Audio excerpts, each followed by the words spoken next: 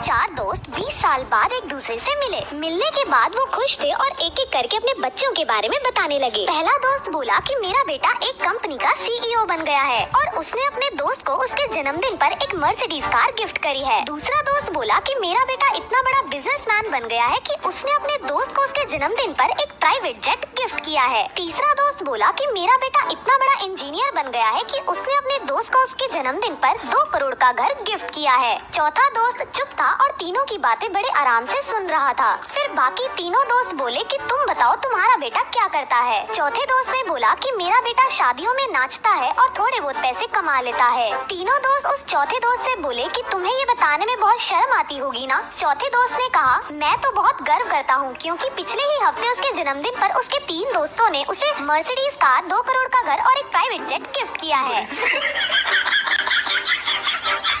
America में जब कोई डिप्रेशन में जाता है तो वो डिप्रेशन की गोली ले लेते हैं। जापान में जब कोई डिप्रेशन में जाता है तो वो डिप्रेशन निकालने के लिए घर की चीजों को तोड़फोड़ करने लगते हैं। लेकिन इंडिया में जब कोई डिप्रेशन में जाता है तो वो सबसे पहले व्हाट्सएप की टीपी रिमूव कर देते हैं।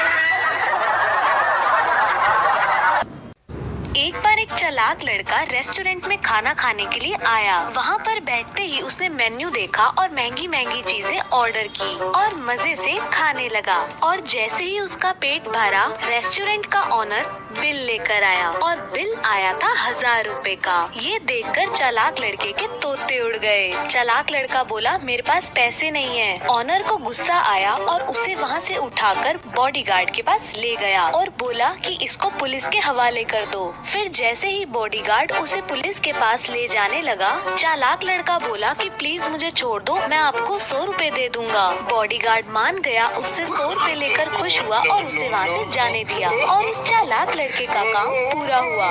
1000 रुपए की फीस खाकर 100 रुपए में ही निपटा गया। तो दोस्तों, इसे कहते हैं तिगड़मबाजी।